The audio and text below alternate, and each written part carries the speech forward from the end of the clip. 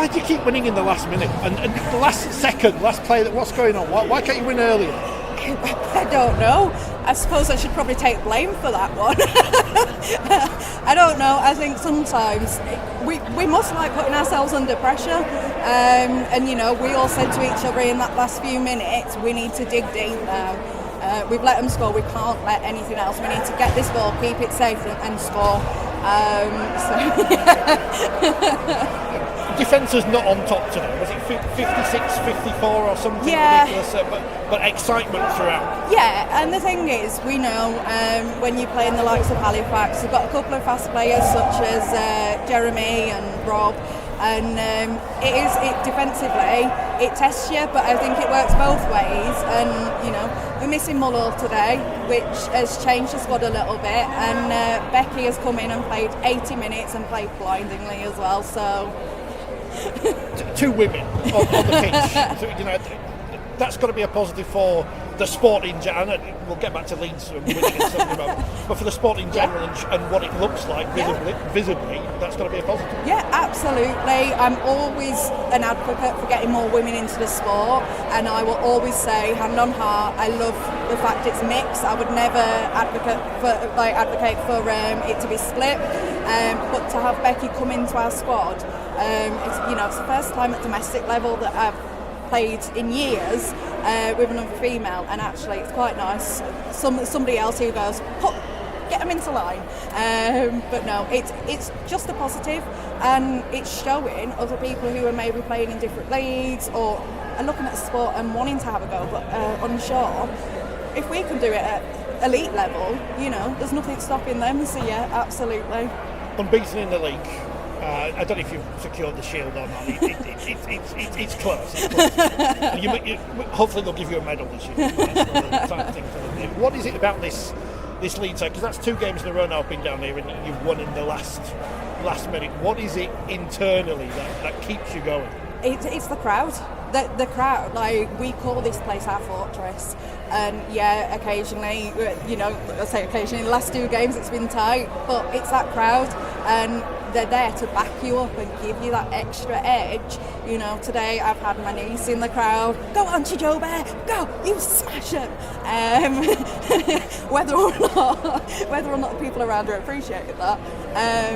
But it's just little things like that, you know. For me, my family live 100 miles away, most of them. So when I can get family here, it just gives me that extra push. And having, you know, friends, family, it's something behind it, and the environment that they create here. That I think there was an error on Fax's part towards that last bit of the game, and all you heard was them all go, yeah! And that was it. We were like, right, let's do this. So, yeah. This is one of those proper rivalries where you can tell from the sidelines that there's, I don't want to say like ill feeling or something. You don't like each other, do you? But that's not a bad thing. That's a good thing for the sport, because you do need rivalries that people who have no interest can get behind and get involved in. Yeah, like off the pitch, I'll talk to every single one of them. On the pitch, I don't know them, I don't care. As far as I'm concerned, you know, enemy on sight. But it's that rivalry that keeps it interesting, and with it being, you know, such a mix of teams in the Super League, I think they're like, I'm not great at geography, I'm not going to lie, but I'm sure Fax is closer to us than any other team. So yeah, it just keeps it interesting. It makes it tasty at times as well. I personally am not interested in why people are in wheelchairs or play, because it doesn't make any difference. Yeah. So it's a strange thing to say, but physically, how long does it take you to recover after a game like that? Because it was hard out there. I mean, I could feel it. Yeah. It all, you know, it depends on obviously the hits you take, how much energy you're using. For me, it's probably going to be a few days, and like when I know we've got a game like this, I usually make sure I've got those days to recover. I've got this 7-year-old who's looking after me this weekend. I'm going to be a boring auntie this weekend. But yeah, it all depends, and like people are affected so differently. Even our, you know, non-disabled players, they suffer. Like, I'm sure Tom's gonna hurt tomorrow with that smash into the wall. How did you get back up? I mean, it's a stupid question. It's all just all the time. How did? Because it sounded bad, but obviously it can't be that bad. It looked bad too from where I was sat.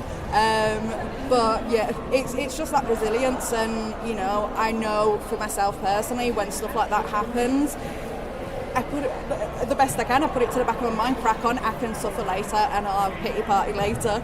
And I'm sure Tom will be feeling the same tonight. Any bruises this week? Last time you were covered in bruises. I haven't looked yet. Haven't looked yet. I don't feel like I was hit that. I don't feel like I was grabbed that hard today. But time will tell.